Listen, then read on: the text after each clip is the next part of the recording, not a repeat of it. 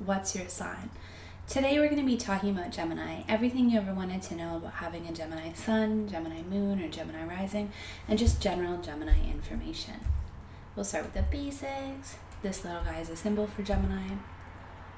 Gemini is ruled by the planet Mercury, which is kind of interesting because Mercury is the smallest planet, it's the closest planet to the sun, and it's the fastest moving. And I'm going to talk a little bit about how some of those sort of attributes of Mercury play out in a Gemini's experience of the world. And lastly, Gemini rules the third house. And the third house, I think, is this really compelling and interesting and expansive and dynamic space of the birth chart. But if I could sum up in one sentence what it does, the third house is how you make sense of the world. It's your perception. It's how you interpret your experience. It's the sort of part of you that wants to understand everything, wants to understand why you're here and how everything is tied together and what everything means, right? So it's the house of research, it's the house of collecting knowledge, it's the house of the mind and mental processes, it's the house of communication, because communication is essentially how you describe your experiences and how you collect more information in order to inform your opinions. So it has a really close relationship to communication as well, to storytelling.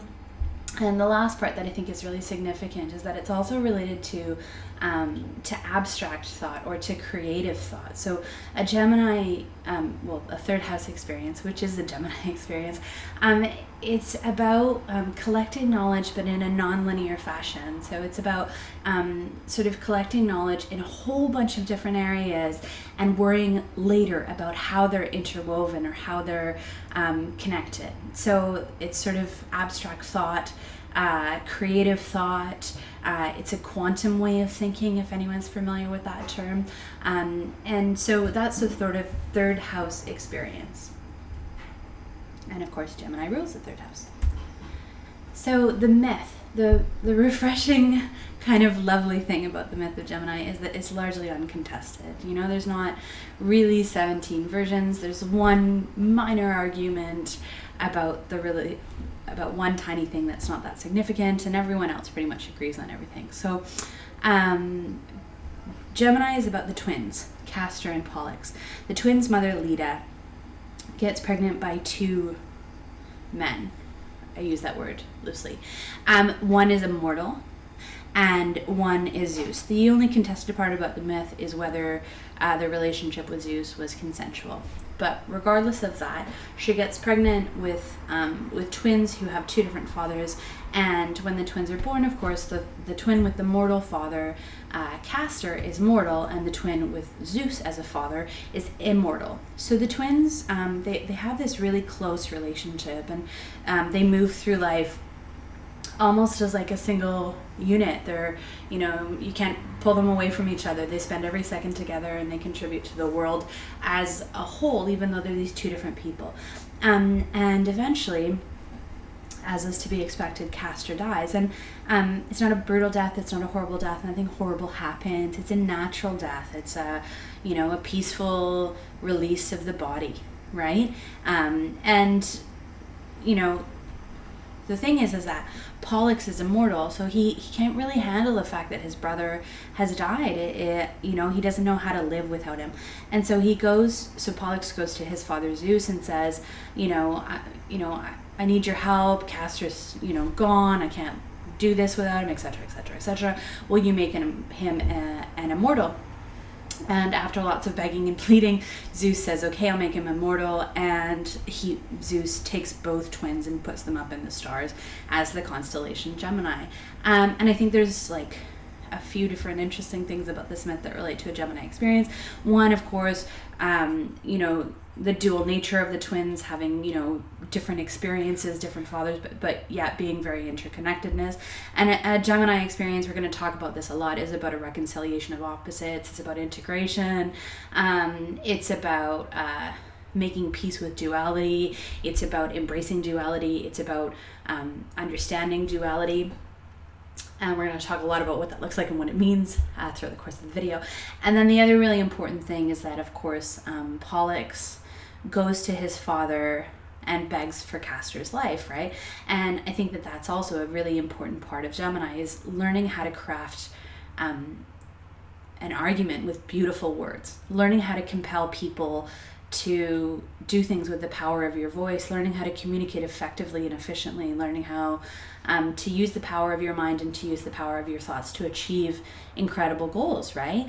And, in this case, that goal is, as big a goal as you can get. He saved his brother's life with the power of his words, and communication and Gemini go hand in hand. Gemini is an air sign. So I've talked about this in my other videos a little bit.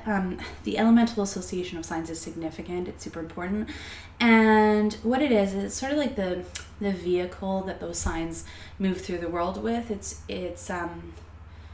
a sort of energy around their experience. And because it's not like this like stable, solid thing, sometimes it's difficult to explain what it means, but it's part of the essence. It's part of the goal of those signs' experiences. And I'll talk about what that looks like in the context of air now. So, air is an experience of trying to understand life. It's trying to understand the world. It's about communication. It's about the mind. It's about an experience of life that very much feels like it's in your head, right? Like you're, like you're a resident in your body, but who you are is your thoughts and your mind and your head. And we're going to talk about that a lot and what it looks like and how it's healthy and how it can be healthier and all that kind of stuff later. But it's this experience of life where your goal is to understand life, and your goal is to pull in as much information as you possibly can. And that's an air experience, period. Gemini just has like a super airy quality. It's something called a mutable air sign, which means that it's a flexible air sign. It's an adaptable air sign. It's sort of open and curious and willing to experience lots of new things. We're going to talk about that in a bit. But anyway, so this air experience that it shares with two other signs, and that gives these three signs a common knowledge. It makes there's an ease in interaction between them because they speak that common knowledge. And those signs are Libra, Aquarius, I couldn't find like the picture with the word on the bottom, and I'm convinced that it's because Aquarius wanted to be different than all of the other signs, which is typical Aquarius. And the last one, of course, is Gemini. So these three signs all have an air experience, which is a mental experience of life, which is about, the signs have this vehicle that move through the world in, which is about thought, research, perception, and communication. So a lot of people watching are going to be Gemini suns, and I just want to talk about what you want to listen for throughout the video if you are. So Gemini sun, the sun is who you are in stillness when no one is around you and nothing is affecting you. So it's sort of a really clean version of who you are. And it's usually who you are when you're by yourself, and as a result, it's how you define yourself. So when you're listening, it's more about the fact that the healthy, positive qualities of Gemini are the things that your soul is looking to cultivate in this lifetime, is looking to build and grow and shape. It's not as much about your interaction with other people, although it is partly. It's more about how you relate to yourself and who you are kind of on the inside, like who you are in essence, and how you can shape that into something that's just a little bit more healed and a little bit, higher vibrationally, higher, just a little bit cleaner, pure energy. Gemini moon. The moon is the emotional body. It's how we feel, what makes us feel, and how we demonstrate those feelings to other people or to the world around us. So, when you're listening, you want to look at what emotional responses you have when you experience the things that we're going to talk about, right? So how does communication make you feel? How does duality make you feel?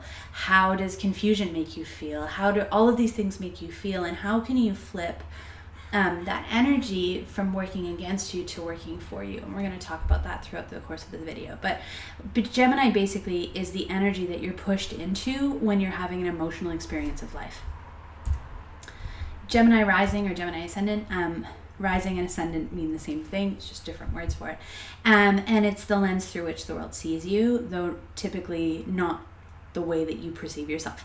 So as I talked about earlier, we usually see ourselves as our sun sign, but the world doesn't typically see us as our sun sign. They see us as our rising sign or our ascendant, and which is our personality. It's how other people perceive our behavior. It's the most obvious parts about us. And so when you're, and it's not always easy, I always like to hit on the fact that having, your rising sign isn't always how you want people to perceive you.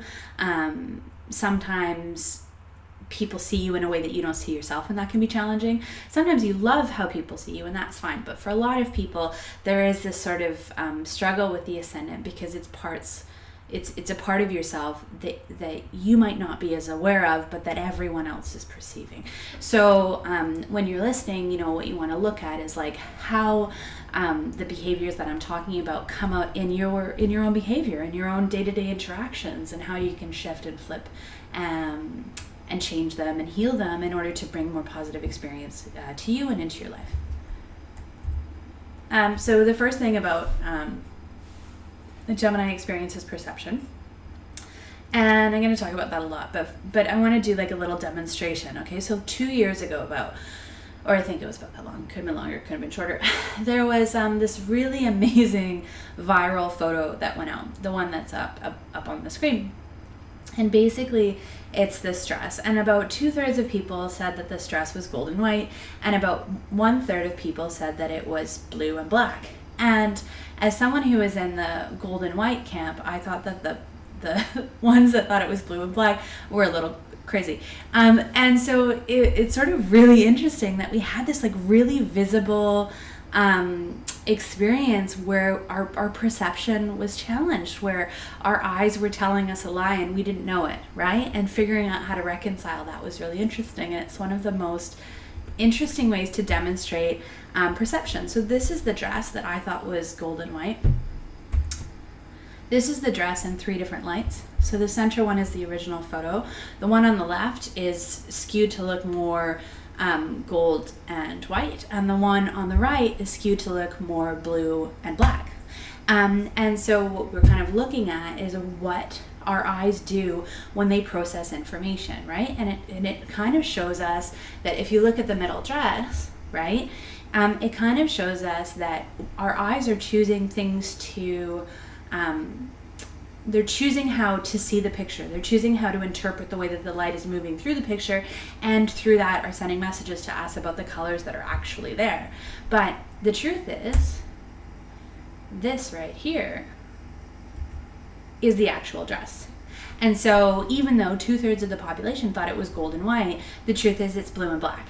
And our eyes deceive us. And I think that perception is this really fascinating thing, because we convince ourselves that how we see things is truth, how we see things is reality. We convince ourselves that there are facts that are non-debatable. But the truth is that everything is perception. It's how our mind takes in information, processes that information, and comes up with conclusions. And we automatically assume that the process that happens is infallible, and that our mind is automatically going to lead us to the correct conclusion. And part of a Gemini experience is learning that that's not true. Part of a Gemini experience is really playing with this idea of perception, playing with the difference between what is and how we see what is. And it's the sort of gateway into that conversation of looking at how our minds create our reality through their interpretation of the experiences that we're having, what stories we tell ourselves about what reality is and how we're experiencing it. And so so it's a huge part. Perception is a huge part of Gemini experience. Gemini understands the world by gaining a bigger and bigger and bigger picture to understand the whole. So it starts with a branch of a tree, right? And then it looks at how that branch is connected to the whole tree, right? And then it looks like at how the root structures of that tree are connected to the whole forest. And finally, it looks at how that forest is interconnected into the entire ecosystem. And that's a Gemini experience of life, moving further and further and further and further away from something in order to better understand it and gain big picture understanding, right? So it's not about analyzing the details. It's about understanding context. It's about understanding the big picture. And so part of Gemini's experience of the world in this like pure, clean, healthy way is to collect data and information on a multitude of different topics, and then worry later about how they're integrated and how they're not integrated, but how they're interrelated, and how we can weave those together to come up with, you know, the greater story. But Gemini experience is about collecting information, and not necessarily in order, just collecting as much information as possible, and eventually one day assuming that that information will tell its own story about how it's related to one another. Gemini is about big picture thinking, but it's also at its core, Gemini is about understanding that even though you might not understand it, everything is interrelated. Communications, we talked about this with the little Castor Pollock Smith situation, right? So communication it's really effective for, I don't know, at least two things, right? So communication is an effective way of gathering information, you know, listening to people and hearing their perceptions and their stories and their ideas and all that kind of stuff. It's a great way to amass lots and lots of information. And it helps with that sort of perception problem, right? Like, you know, the perception problem is that, you know, if I see something, I automatically jump to a conclusion about what it means. But if I talk to 17 people about what they see, then I have 17 new perspectives that I can work through in order to craft a bigger picture and a more accurate picture of what's going on. So a part of it is talking to lots of people to collect information so that you can develop a better understanding of what you're seeing and not be entirely reliant on that single perception, that pinprick, you know, expanding into a bigger picture. And I like this picture because it's adorable and it has fingers talking and thinking and doing all this kind of things. And so, you know, I want to say that communication is, of course, not just verbal. You have body language that's a form of communication. You have verbal communication, you have written communication, you have lots of different ways that we can convey messages and that messages can be conveyed to us.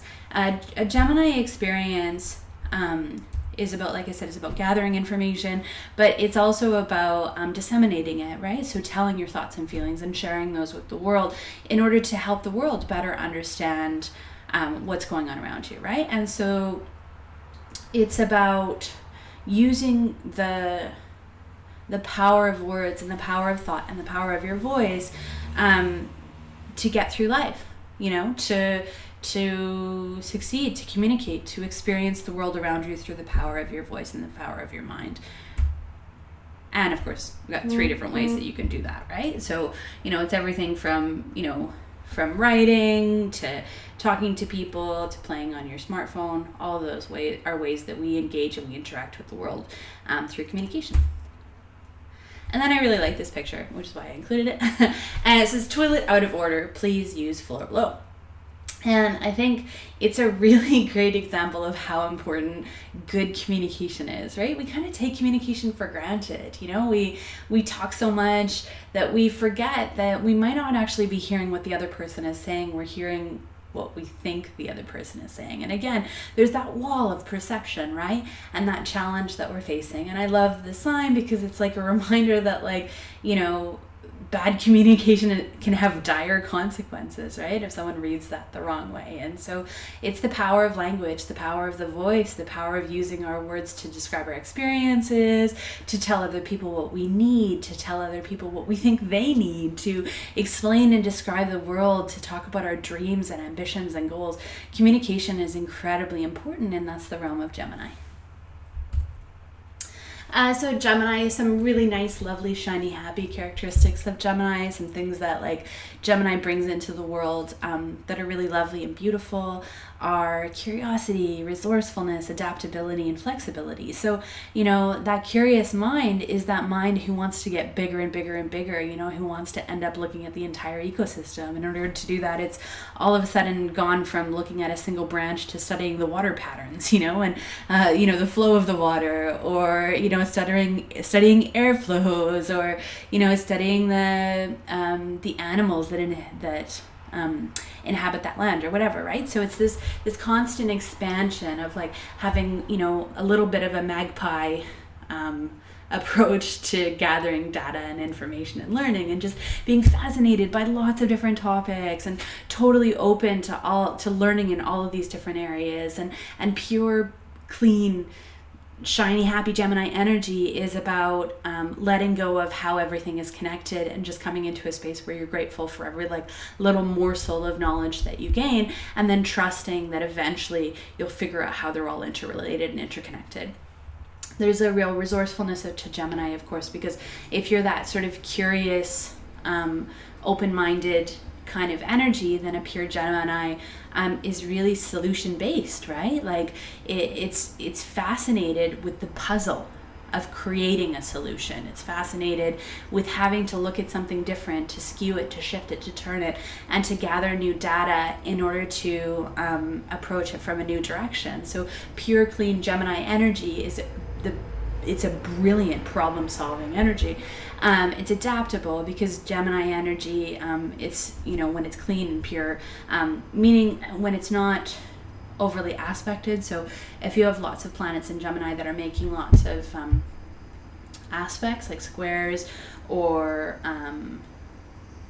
actually it can even be conjunctions, but squares, or opposition certainly, or quincunxes or whatever. If you have like uncomfortable aspects that are coming into that Gemini energy, then it changes a lot of the stuff and makes it hard to run in a healthy, happy, shiny way.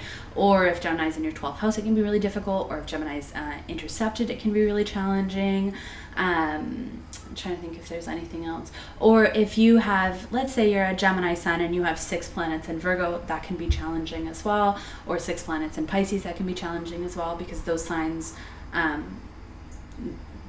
the interaction between Virgo, Pisces, and Gemini is a little strained. So if you have heavy weight in your chart in Virgo or Pisces and a Gemini sun or a Gemini moon, then it can be difficult to run the energy in an unobstructed way. So, but if it's we're just exclusively looking at this Gemini energy and what it looks like when it's like shiny, happy, and healthy, then we have curious, resourceful, adaptable, and very flexible to new circumstances. Spontaneous, willing to experience new things, and willing to let go of their plan and open themselves to someone else's plan or a different variation of their plan. So this is a huge thing. And I kind of left it later for a reason. The biggest stereotype I think about Geminis is this idea that they're two people, like this idea that like they have split personalities, or like that they're, I don't know, not constant. And there's some truth to the not constant thing, because Geminis are so adaptable and versatile that they're constantly shifting to meet their circumstances. So, who they are changes from day to day, but I think that there's some beauty in that, because who they are changes from day to day because they're open to growth, right? Open to new experiences.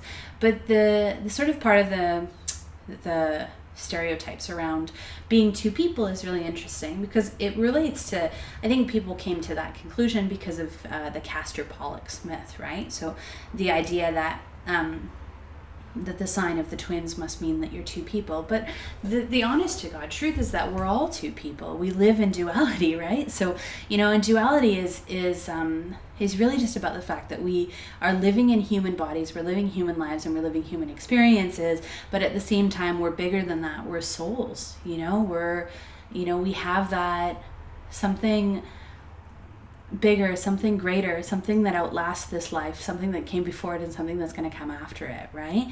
And so that's the experience of duality, is figuring out how to be a soul, how to be, a spirit, a soul, an essence inside the physical experience of a human body that's going to die. And that, I think, is Gemini. It's the myth of Castor and Pollux, Castor having this mortal experience of life, and Pollux never having to face that because he was immortal from the beginning. It's looking at our soul versus our human experience of our body. And so Gemini is about that. It's about making peace with duality. It's about making peace with the fact that there are parts of ourselves that make us proud and that we get a lot of validation for. And there are parts of ourselves that are darker, that are deeper, that are wounded, and that we have to find peace with and make peace with and accept. It's about looking at the fact that our nature, and the nature not just of Geminis, but of every person of every sign, although we all have Gemini in us, but regardless, everybody is experiencing duality. Everybody has parts of themselves that are loving and kind and wonderful, and parts of themselves that aren't, that are, selfish or dark, or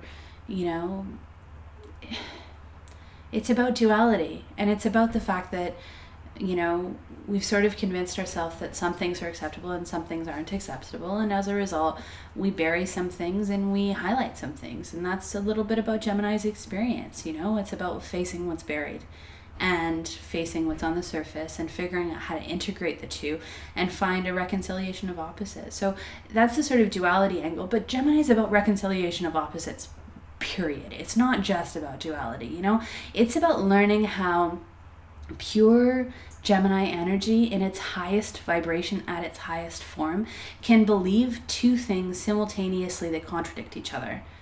It's about having this intense, powerful openness, this open-mindedness that lets you believe something that doesn't seem to make sense but could possibly make sense, that lets you craft and create a compelling argument for two opposing points of view, and lets you hold them at the same time. That's Gemini energy. That openness, that expansiveness, that willingness to play with the mind, to play with perception, and to understand that sometimes two things can seem opposites, but it's only because you're missing a piece. And once you find it, you'll find that they can exist at the same time, that they can be woven together and tied together. So that's pure Gemini energy. It's integration of opposites, it's reconciliation of opposites, it's making peace with your duality, and using it as a tool to push forward in the world and to learn lessons instead of something that you're fighting or something that you think that you're supposed to overcome.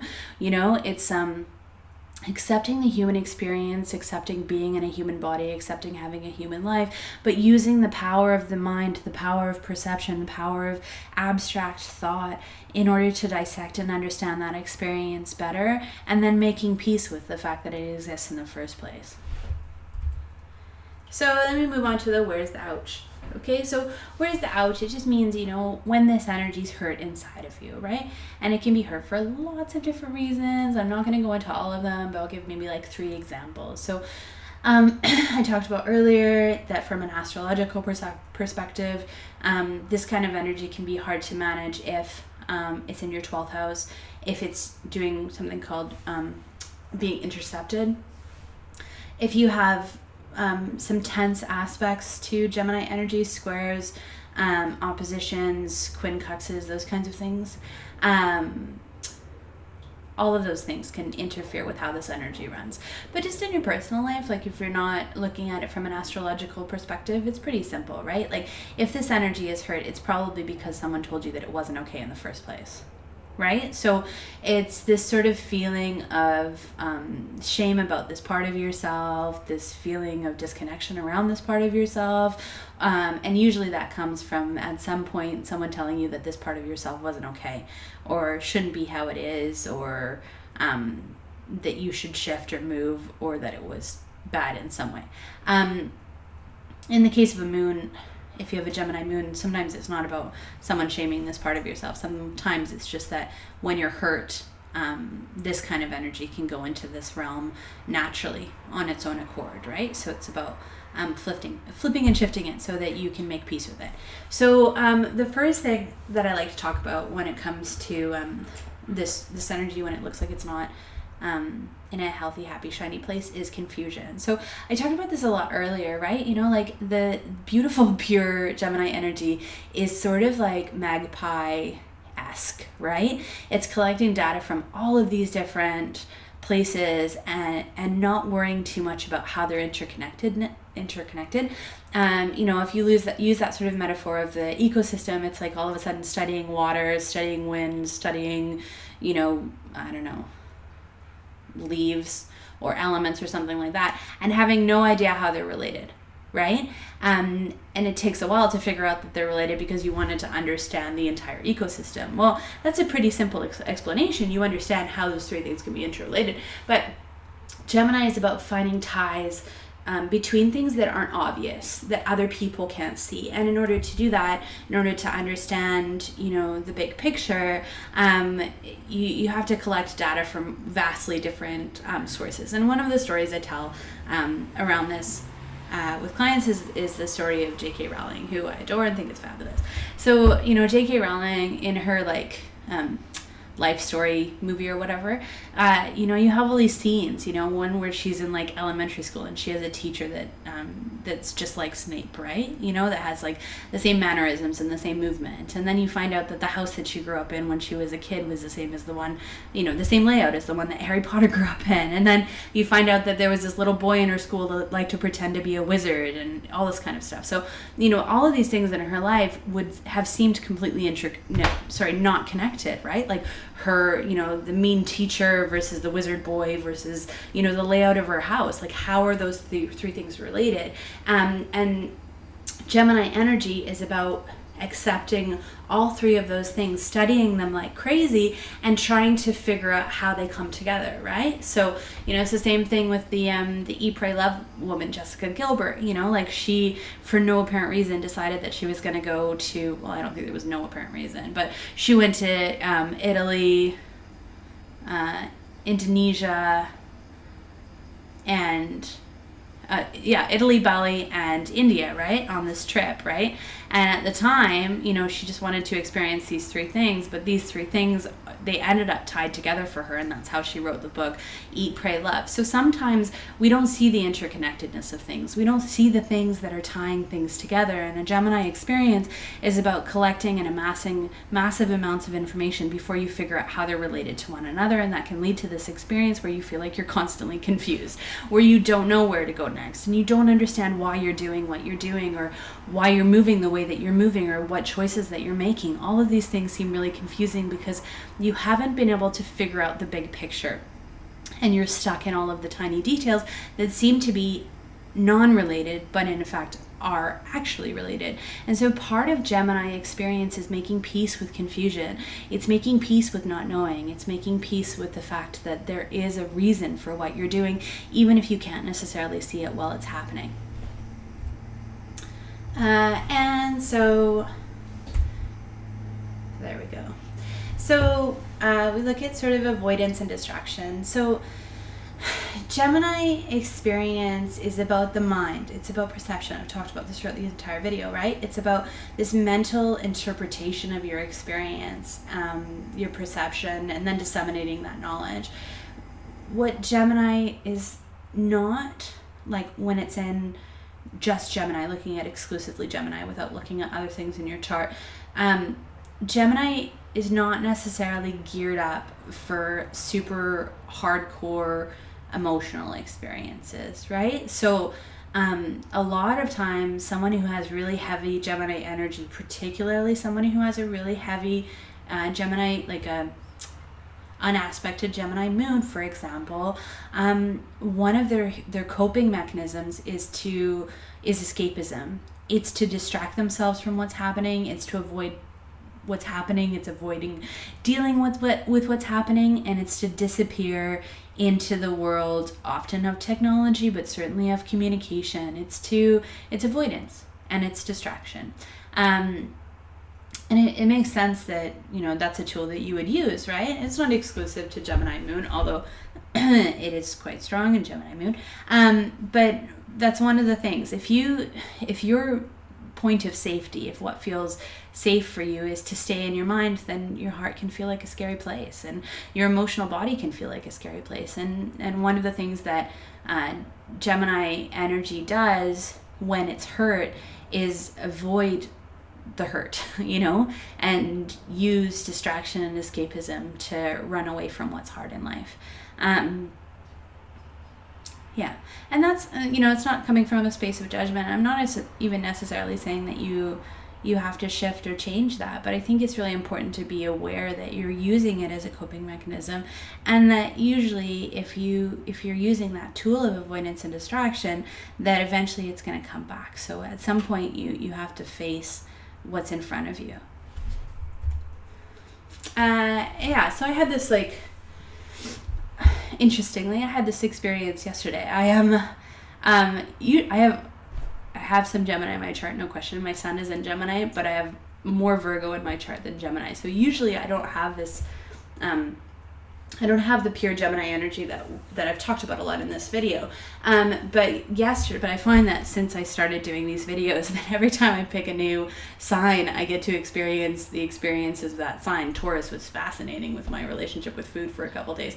And now in Gemini, I've had this really interesting experience of this scattered and overwhelmed part of the Gemini nature. So, and it's like simple things like, yesterday I lost my phone 3 times, once in a grocery store, for no reason. And I don't do that. That doesn't happen. And part of that sort of, part of that energy is this scattered energy, this focus on things that are big and big picture and abstract thought and big questions about the universe and, big questions and big answers and big research and all of this kind of stuff, and you stop paying attention to the fact that you have to feed yourself, that you have to make sure that you remember to take your phone, that you have to make sure that you paid your income tax, and that you are doing all these sort of chop wood, carry water kind of things.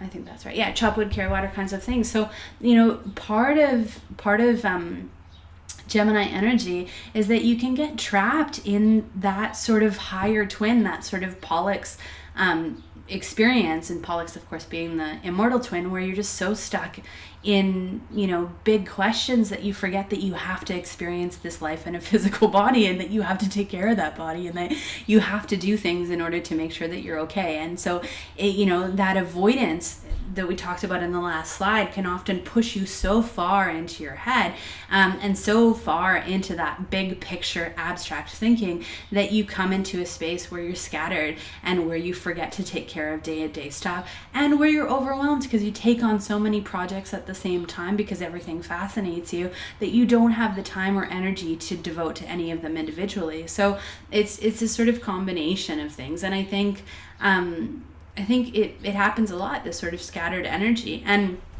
as you can see, it's asymmetrical, right? Gemini has to stay in both at the same time. It has to live the experience of Pollux and Castor simultaneously, and that scattered and overwhelmed energy is sliding into Pollux and forgetting that Castor exists. Sliding into that our spirit, big picture kind of, stuff, and forgetting that you have to chop wood and carry water.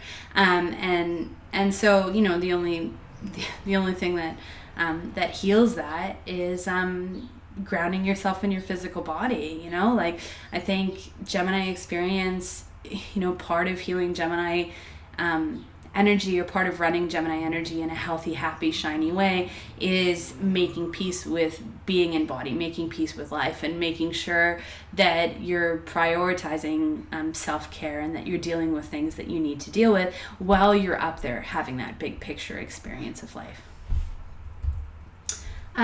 This is a huge one. So when there's hurt,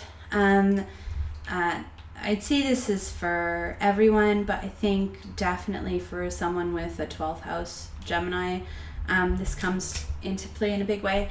It's someone who gets trapped in thought, often obsessive thought. So it's like, if you're having a difficult time, it's like trying to solve a riddle. It's like, have you ever tried to untie a really tight knot? I feel like our mind's a little bit like that. You know, sometimes when you try and untie a really, really tight knot, the more you work at it, the tighter it gets, the more frustrated that you get, and it feels like you're just never going to do it. And sometimes you have to just put it down and walk away so that you're not so tense. And then when you go back, it sort of slides out on its own. And I think that that's a little bit of sort of this Gemini energy, is realizing that sometimes you have to step away from something in order to understand it. And this feeds back into that confusion, you know, like if you're collecting all this information from all these different sources and you can't figure out how they're all interconnected, then you get to this obsessive place where you're trying to solve a riddle that you just can't solve, because you're missing pieces of it. And then you get sort of trapped in your thoughts and trapped in obsession about trying to understand everything and everyone and every part of life, and you can't, because there are pieces missing. And so it leads to obsessive thought. It leads to, you know, this feeling of panic and this feeling where you're trapped in your own mind. And the other thing I think is really important around this issue is that your thoughts, you know, Gemini experience is about mastery of the mind. And part of mastery of the mind is learning how to shape and form your thoughts in a way that serves and supports you instead of that hinders and holds you back. And being trapped in thought as Gemini, if you're trapped in thought and your go-to is, you know, self-critical thoughts, or your go-to is obsessive thoughts, or your go-to is judgmental thoughts, or maybe your thoughts drive you into sadness. Maybe your thoughts drive you into shame or fear or whatever, right? So you get trapped in the mind, and your mind is what it is because you made it that way, right? Because the more you have the same kinds of thoughts, the stronger the pathways in your mind become that enable those thoughts to happen, right? So they become stronger and stronger and stronger. It becomes a mental pattern, and that mental pattern becomes replicated again and again and again in your life. So, you know, part of Gemini experience is learning how to control your thoughts so they're working for you instead of against you.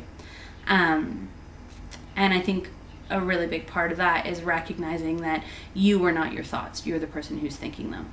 So it's really about making that shift and recognizing that you're bigger than that. And also recognizing that, like we talked about earlier, perception isn't reality. You know, reality is a constantly evolving idea that shifts and fluctuates and changes as the world changes and as we change. And getting caught up in this idea that you know, what you're thinking is fact, it's dangerous, and it can lead to obsessive thoughts, and those obsessive thoughts can work against you instead of for you. And I think this is particularly true for a Gemini moon, because if you can get sort of drunk on the feeling of a particular emotion, and if your brain gets really used to feeling sadness, then your thoughts will drive you to sadness again and again and again and again and again, because it creates a chemical response that your brain gets drunk on that triggers the reward centers of your brain, right? So, you know, you have to be really careful about what pathways, you know, you're feeding and which ones you're not, and recognize that, you know, you're constantly driving yourself into a particular emotion and which one that is, so that you can shift your thoughts and draw new experiences and shift your thoughts and just allow yourself to experience different things, and, you know, feel better about yourself and your world and your life. And the beauty of a Gemini moon, the absolutely extraordinary thing about having a Gemini moon, is that you have total control over what you feel, because what you feel is directly connected to what you think, and you have total control over what you think. That's not to say that it's easy to shape your thoughts. It's not to say that it's easy to stop a repetitive thought pattern or behavior, but you still have control over it, and there's some beauty in that because it gives you power. So for Gemini moons, or Gemini 12th house, or intercepted Gemini, I always recommend spending an entire day writing an inventory of your thoughts, so that you know what it is, what patterns that you have, so that you can be aware of them, so that you can choose to shift them. Where's the intellectual hierarchy? This one's huge. It's really big. And I kind of, like, as a Gemini sun, this one is the hardest one for me. it's the hardest one to, I think, to face, to change, to shift, to admit. It's the deepest ouch. Not for everyone. I'm sure there's other things that for other people are the deepest ouch. But I think this one is a real intense one, which is that when you have strong Gemini energy, particularly a Gemini sun, but also probably a Gemini rising too. You're a lot of people, the majority of people shape their identity and their value and their worth around their mind, around their ability to think, around their ability to communicate, on the mastery of language, on the mastery of the mind, on thinking and logic, and all of these kinds of things are all very closely woven into identity and very closely woven into value. And when that's how you perceive yourself and that's what you find value in within yourself, the challenge is that's also usually the barometer that you use to judge others with. And so you end up in this space where you make judgments on people based on the words that they use, based on how they communicate, based on how logical their thought patterns are, based on, what conclusions they've come up with and whether they make sense, based on their perceptions of things. So it can create this sort of intellectual snobbery where you start to think that value is based on intellect, or value is based on communication abilities or IQ or any of these kinds of things. And I think that Geminis, period, all people who have strong Geminis need to be really careful, because there are brilliant, mind-blowingly brilliant people who don't communicate well. There are 1,000 different ways to be intelligent. There are people who have emotional intelligence that could teach all of us a thing or two. There are people who have a spiritual connection or a spiritual knowing or a spiritual intelligence that have great things to teach, who might not, rank as geniuses on an IQ scale. There are people who are intelligent interpersonally. There are people who are intelligent creatively. There are 1,000 different ways to be intelligent, and there are 1,000 different ways to contribute to the world. And I think that Geminis have to be really, really careful not to prioritize the mind and thought and communication in terms of how we gauge intellect and we gauge value, and I think it's a tricky trap that like I said, this is when you're hurt, right? So it's not gonna when you're feeling hurt, when you're feeling judged, you're gonna bite back with this, some Geminis may bite back with this kind of shadow, right?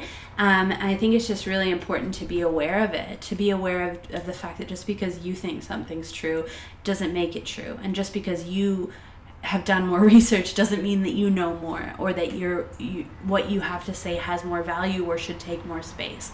And I think that's a big one. It's about taking space. It's about the idea that the person who is the smartest should have the microphone. And so that's something you have to be really careful with as a Gemini as well, is assuming that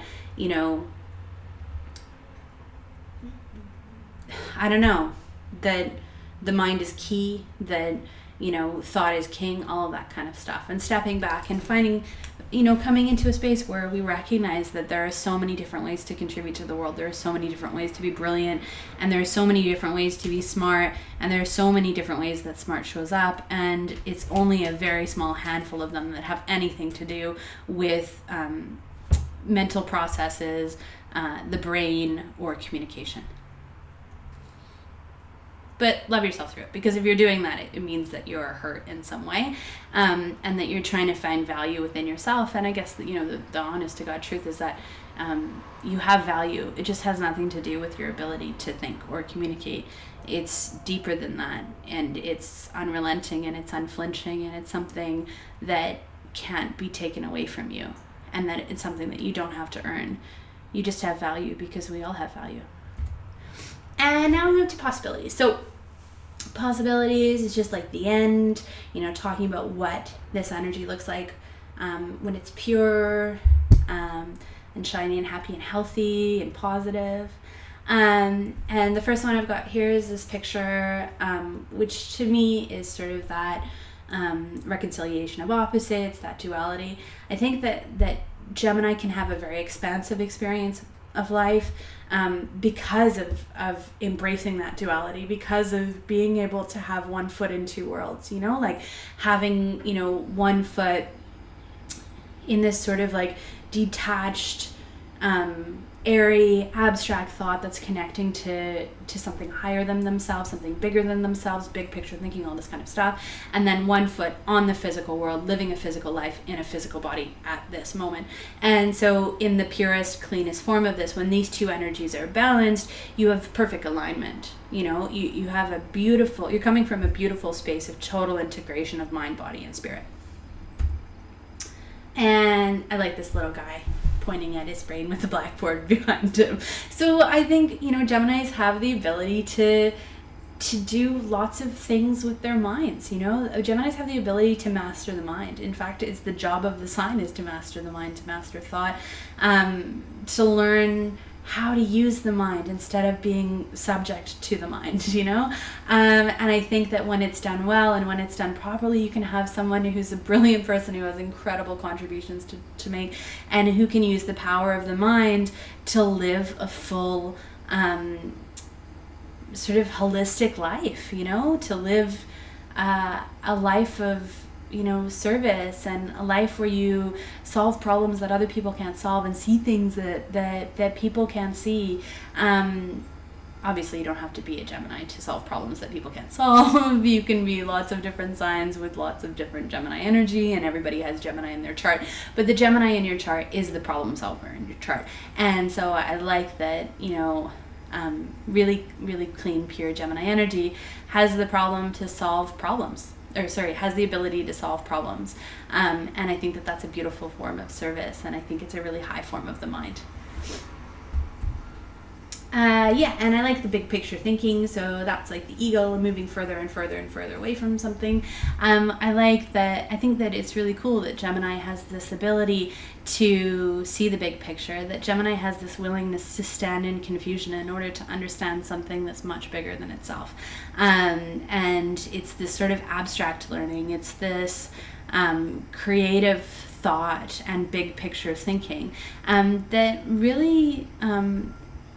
I don't know, I think it's a form of service to be able to see the big picture and to talk about the big picture and to talk about what the big picture could be, or how we could shift or change or grow in order to be better, in order to I don't know, be more integrated and more healed and all that kind of stuff. So I think big picture thinking, it serves a really great purpose, and I think it's a really great gift that Gemini brings. Putting all the pieces together and figuring out how they fit, and the willingness to wait for all the pieces to come together on their own. And the last thing that I think is really significant and important about Gemini is Gemini, like I said, it has this like creative thought. It has the ability to tap in to creativity. It has the ability to, to imagine what could be, to, create stories and parables, to, to let the brain wander into places that don't exist yet, and to create something new and to see something new. And I think there's so much beauty in that, and there's such a gift in that. And I think, lots of beautiful writers and lots of filmmakers and lots of,